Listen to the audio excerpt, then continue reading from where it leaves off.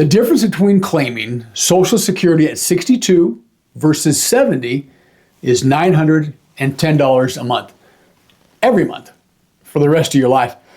Most people make this decision without ever seeing that number. Today, let's change that.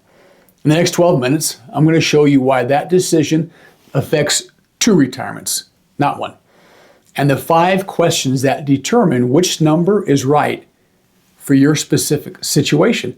If you watched the last 2 videos in this series, you already know your real benefit number and you now understand the earnings limit. Well, today we're going to go somewhere neither of those earlier videos went. The decision most people make without understanding what they're actually trading, and the 2 variables that make that decision far more consequential than the standard calculation ever shows.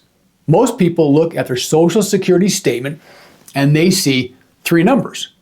What they're actually looking at is 3 different versions of their retirement. First number, your benefit at 62. That retirement starts now. A permanent reduction that compounds over the decades. Now look, a legitimate choice, no question, for the right person in the right situation.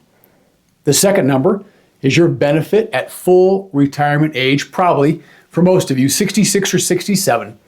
Higher monthly income, the earnings limit goes away, that penalty goes away. It's the middle path. The third number, your benefit at 70.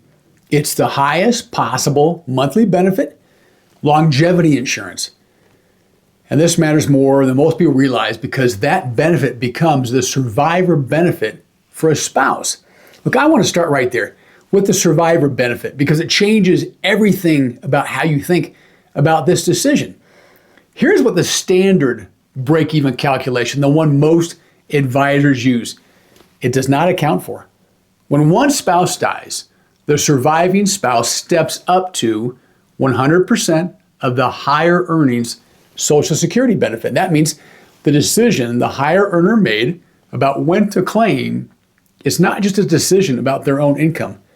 It's a decision about their spouse's income for the rest of their spouse's life. A higher earning spouse who claims at 62 has permanently reduced not just their own lifetime income, they have permanently reduced their partner's survivor income, potentially for 20 or 30 years after they're gone. Most people, most YouTube advisors have never been told about the impact of that decision. For a married couple, the difference between an optimized claiming strategy and the default one can be hundreds of thousands of dollars in lifetime household income from that one decision that most people make without understanding the full picture. And that's not the only thing that the standard calculation misses. Social Security benefits receive an annual cost of living adjustment. A higher base benefit means a larger dollar increase every single year. At 2% adjustment, the person who claimed at 70 receives nearly $18 more per month in that year's adjustment than the person who claimed at 62. I get it. You might think that $18 big deal, but that gap compounds every year. The higher base claimer's monthly check, it pulls further and further ahead. The standard break-even calculation ignores this entirely. So the question that most people will ask, hey, will I live long enough for waiting to pay off? It's not the right question. It's the wrong question, in fact.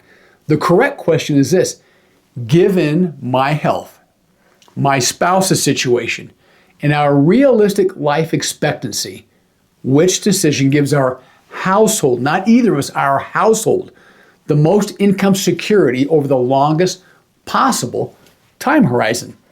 Now, let me show you the numbers behind that question. Let me show you what these 3 numbers actually produce over time. I'm going to use a fictional example. I'm going to call her Maria. She's 61, 35 years in healthcare administration.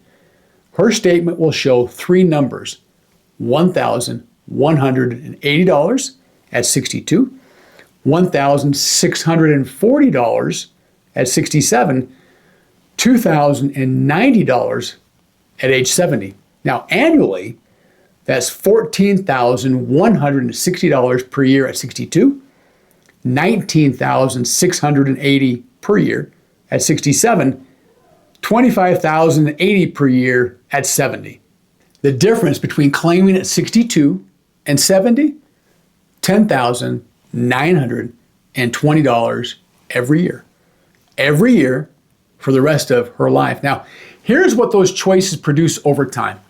By age 72, 10 years of payments from claiming at 62, 5 from age 67, and 2 from age 70.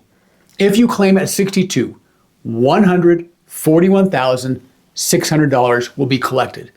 Claim at 67, $98,400. Claim at 70, $50,160. And yes, at 72, the person who claimed early has collected more. But the calculation that stops there has a fatal flaw. It assumes you die at 72. And here's where the math begins to turn. Between 62 and 67, the break even is approximately age 79. After 79, waiting to 67 pays off. Every year beyond that, the gap widens. Between 62 and 70, the break-even age is approximately 81. After 81, waiting to 70 pays off permanently. The average 62-year-old woman lives to 86 years old. The average man to roughly 83. The math on waiting is better than most people realize, especially when you add in that super important survivor benefit, especially when you account for the COLA compounding that we just talked about. The standard break-even calculation understates the value of waiting for most people. Here are the 5 questions that determine which number is right for your unique situation. Question 1, do you need this money to live right now? If yes, claim when you need it. Financial survival, it's not a break-even problem. If no, you have some options. And those options are worth understanding fully before you decide. Question 2, what is your realistic health picture? Look, this is practical. It's not some morbid exercise. Someone with a serious chronic condition has a different break-even calculation than someone in excellent health at 60. Social Security is one of the few financial instruments where a shorter expected lifespan changes the math in favor of going ahead and claiming early. Question 3, are you still earning income? If you're below full retirement age and earning above $24,480, claiming Social Security creates an earnings limit problem. This question by itself eliminates claiming at 62 for a large segment of this audience. Question 4, do you have a spouse? And between the two of you, who is the higher earner? If yes, and you're the higher earner, your claiming age is a survivor benefit decision, not just a personal income decision. We covered exactly why back in section 2. Question 5, can you bridge the gap financially if you wait? Waiting until 70 requires funding retirement without Social Security for up to 8 years. Do you have savings, a pension, or other income that bridges that gap without depleting your assets in a way that undermines the benefit of waiting? This is the practical question that determines whether the mathematically optimal answer is even executable for your situation. Most Americans claim Social Security at 62 or very close to their full retirement age. Very, very few wait until 70. Look, the reasons are understandable. The money feels real and available at 62. That future benefit, that's really an abstract, hard to imagine number. But most people have never been shown the lifetime income math that we just walked through. Claiming at 62 is absolutely the right decision for some people. People who genuinely need the money to live.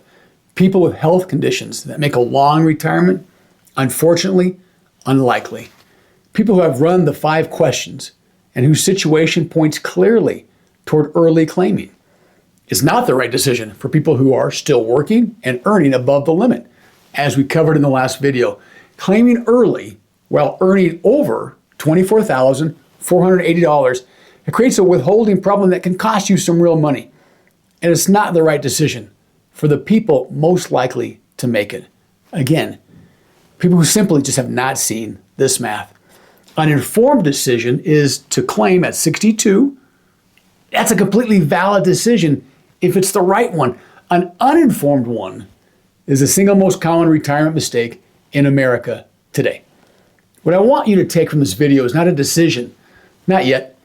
What I want you to take is a framework. Those 5 questions, 3 numbers, one decision is worth spending some serious time on because it's one of the only financial decisions you're going to make in retirement that, guess what, you cannot undo.